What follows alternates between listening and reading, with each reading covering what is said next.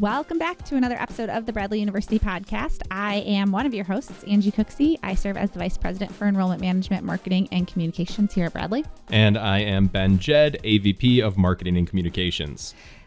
Ben, you know what we haven't talked about in a while? Your music skills. Yeah, we haven't, because I, unlike Angie, do not play the drums. But do you have really great basketball skills? I do not. Oh. Well, I mean, sixth grade, I wasn't like the worst, you know?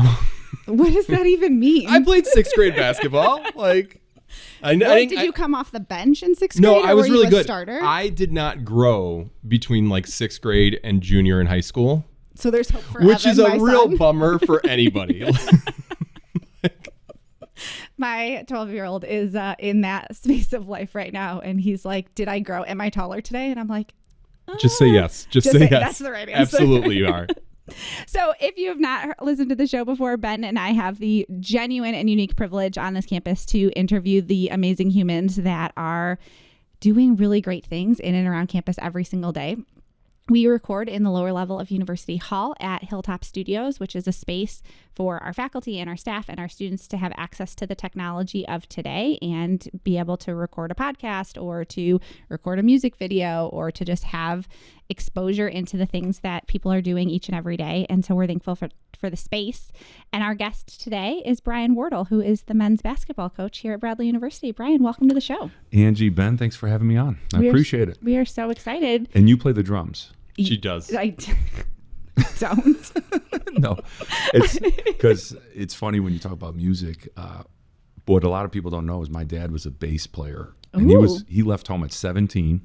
He was going to go to UNLV to play the bass. He got a scholarship to UNLV. He's from North Las Vegas. Like the stand-up bass? Yeah, like the school band at UNLV. No, not the stand-up bass. I'm talking electric bass. Bass guitar. Okay. So he left home at 17, became a professional musician, and toured the whole country and played in a band. Met my mom on the road at a club in Chicago, and that's how my parents met. But I come from a very musical family, and so my mom and dad were very musical, and then they had Amy, my older sister, and I, and we played sports. And we didn't do any music, so it was crazy how that worked out. But that's great if you do play the drums. It's fun. No, this is just Ben's favorite thing to do at the beginning of every one of our shows, because in the space, if you've not yet been in Hilltop Studios, there are active instruments in here. And so there's a full drum set. There are random like microphones and all sorts of gear. And so Ben, every single episode, likes to inquire about yet a new instrument. So that's our thing. I like it. Well, it's his like thing it. anyway. So we are gearing up for another basketball season. What year is this for you? Year 11. Okay. It's crazy. I came to Bradley in 2015 after being a head coach up at Green Bay, and we actually just played Green Bay in an exhibition game. Yeah. It was the first time I've been back up there in the arena and offices since I left. That was a special place, and obviously coming to like Peoria is kind of like a bigger Green Bay. It's a blue collar Midwestern city, family oriented, a lot of passion here, a lot of hardworking people that want to support each other and give back, and it's just bigger. Peoria is bigger than Green Bay, so it was a very easy transition to me. I grew up outside Chicago my whole life, and then lived in Wisconsin for Marquette and Green Bay coaching. So it was an easy transition to be at Bradley and Peoria, and it's been a great run. We've had a lot of fun, and it's gone by fast, very fast. So you've been coaching at Bradley now for 11 years. And I know this is like monumental, but like what is the biggest change you've seen in college basketball in that time? Obviously the transfer portal. Okay. And NIL. Yeah. When the NCAA transitioned to the transfer portal where kids can transfer as much as they want, whenever they want. And then the NIL where, the NCAA tournament was making billions and billions of dollars. So eventually we knew some of the money was going to go back to like some football players and basketball players because of all the money that was being made. But right now it's just no regulation. So it's a little bit of the wild, wild west. So that's been a big adjustment the last 4 or 5 years in coaching. And I would honestly say every 5 years in coaching, and I've been doing this over 20 some years, it changes a little bit. And it's probably like that in higher education and everyone's profession. There's always tweaks. There's always technology changes. There's rule changes. There's different things that happen in your business that you have to adapt to. And that's what we've had to do with that. I have certainly had the privilege of watching you be here for the last 11 years. And I think one of the things I hear so much, not only from your players, but also people in the community, is really admiration for the culture that you've built in the program, in the athletics, buildings. What does being a coach mean to you, and how are you building that culture on your teams?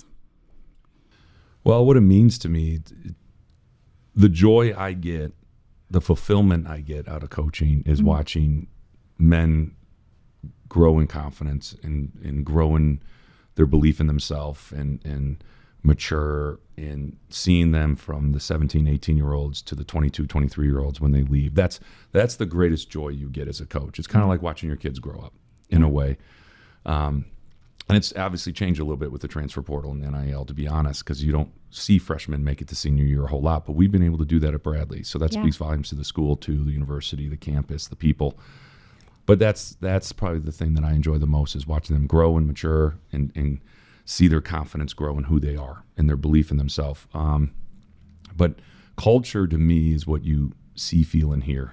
And it's something that you have to, I think, exemplify through your actions every day. Your culture, I drive the culture, the head coach. So the leader of whatever business or department you have, you got to drive the culture every day. And so it's an everyday commitment to what you want in your program. And so for me, I'm a big process-driven guy. So we commit to the process. We have an unselfish attitude. It is ideal meritocracy in my program. It's best idea wins. Not my idea, best idea. There's an unselfish attitude. There's a do the extra mentality. We work very hard. We always do the extra. So whatever's on the schedule, we want to do a little bit more. Yeah. And so you got to do it every day. And people watch. I mean, anyone nowadays can say words. I'm big on actions over words because it's such a words-driven society. People can say it all, they can put it on the wall, but are you really doing it every day? Are you being real every day to each other and communicating, being honest and being trustworthy and building trust by being honest? So I think that's what you see with our culture. Is it's very hardworking, it's very unselfish, there's some fun in it, there's a lot of laughs, there's a lot of real talk, there's confrontation, there's intensity, but it's all about, we care about each other and we're all here on the common goal. And I think that's what we've tried to do at Bradley, and you have to do it every day. You mentioned every day a couple times, and I think people think they know what it means to be a Division I basketball coach because they see you, right? You're a very visible person in the community. They see you on the TV. They see you on the court. But that's actually just a really small part of your job. That's not what you're necessarily doing every day. So what does a day look like in your life? Yeah, I mean, it's a great question because I live it. I just don't love it. I live it. But it doesn't define me. Yeah. I think my faith, my family is what defines me. I have 3 beautiful kids. I've been married over 20 years to Alicia. I love the community. I love going, I love to compete. So I'm a competitive guy. So I love watching sports. I love the movies. I love plays. You'd be amazed at how much stuff I go to, and because I enjoy entertainment and being entertained. So my life gets a little crazy. It's different. So like every month it's kind of different, but for the most part, when practice starts, I'm an early morning guy. I wake up at 5:45, 6 every day. I try to get a workout in 2 or 3 days a week to try to stay somewhat in shape, especially while I'm getting older. It's maybe he can train us. That would be awesome. We've been talking about I have jogged every day for the past 4 months. I have jogged every day. You did not inform me of this. So that's impressive. I'm really proud of myself. Yeah, I'm really proud of you too. And as you get older, I know. Like you got to start eating healthier and working out more. So I try to do that, but really just get up at 6. Sometimes I go in the office real early. Sometimes I drive my son to school, or who's 13, my youngest, and he's in 8th grade. And then I get in the office around 8:30.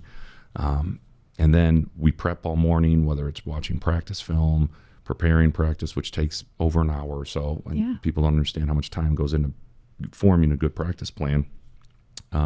Players come through. You have meetings.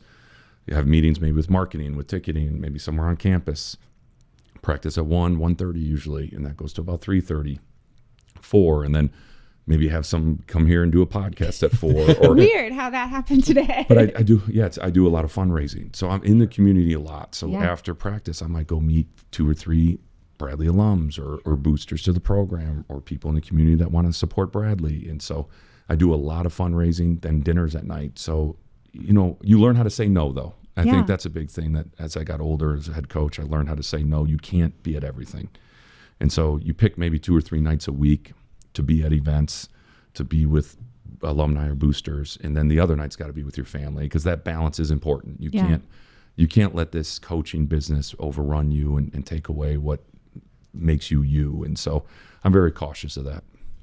So what do you think makes Bradley unique? When you're talking to a recruit or something, like what stands out to you specifically about Bradley? The funny thing that we not just the people, we always emphasize you feel it's a big city, but with like a small town feel to it, especially when you're a Bradley basketball player. A lot of people know who you are. As you know, the city and the community is very supportive of us and love ball. So that's a big selling point for us. But I think what's cool about the campus is like you have an urban feel up on the hilltop, but you can go 10 minutes away and you're in the country. Yeah. And you're fishing and hunting. And so I got guys on my team that love to fish and hunt. And so I'm like, all right, well, you can come here. You got the whole city vibe if you want it. And then you also got the rural vibe if you want it. And that to me is unique. When you I've been to a lot of campuses, and it's either like, this is a college town and that's it. This is a city, that's it. This is the country, that's it. We have a little mix of both. And I think what we try to do on visits and to showcase our city is you try to show them all the different spots of Peoria too. Not you show them campus, you show them downtown, you show them Carver Arena, then you might go to the Heights, you might go out to Grand Prairie. We try to show them the whole city because I think it's unique that way, and it's a good selling point. I love that. You've obviously worked with a lot of students at Bradley over the last 11 years. Can you share maybe one student story or maybe an alumni story that you've had an opportunity to foster that really kind of exemplifies the Bradley experience for you? Well, I mean, just seeing a guy like, I think of like a guy like Koch Barr, who's a 6'10" kid I brought in. He was in the States at a prep school, but he was from South Sudan. Mm-hmm. And Koch is one of the greatest human beings I've ever met, has the biggest heart you've ever met in your whole life, is someone that wants to give back so much. Koch was not a great student. He really got better every year in prep school, improved. We barely got him into Bradley. And we had to pull a few strings, and that's what's special about Bradley. They gave this young man an opportunity, and Missions did. And he came in, and we gave him support, tutors, and he left here like a 3.5 student. Yeah.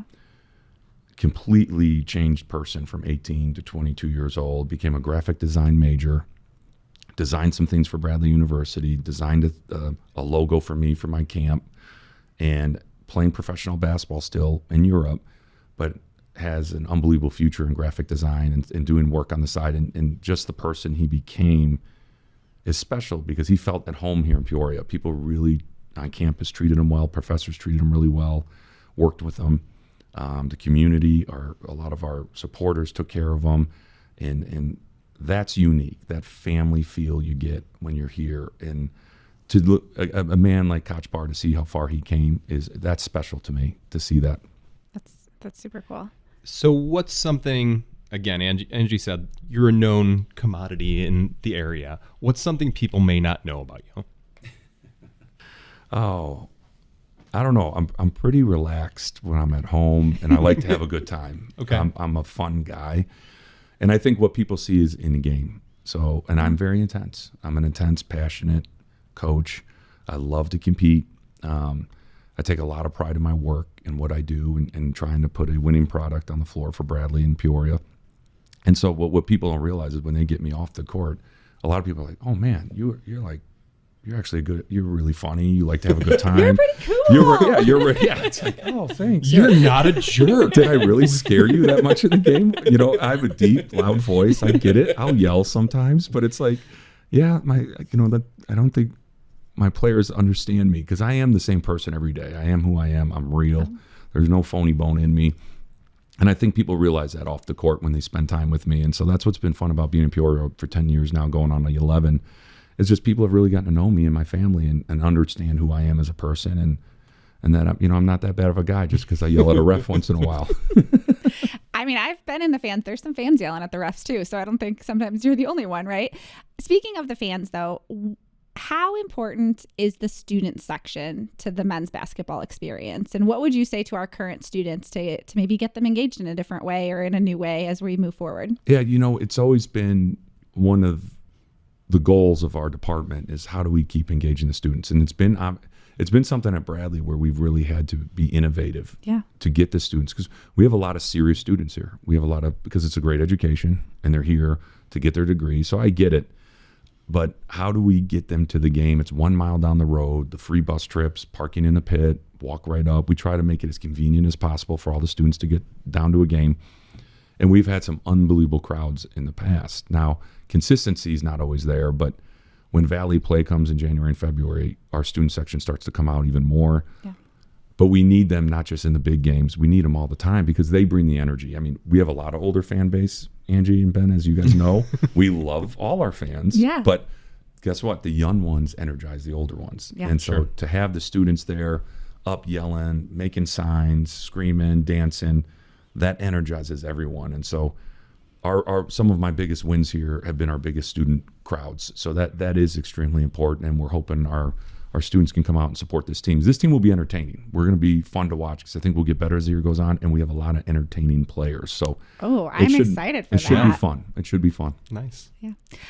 One of the things that we wrap up every episode with is, we talk a lot about what makes Bradley special and, all of those kind of stories that are connected to it. But we always like to put our guests on the spot a little bit and ask, what is it in your role or in the classroom or as a human that you are unapologetically exceptional at?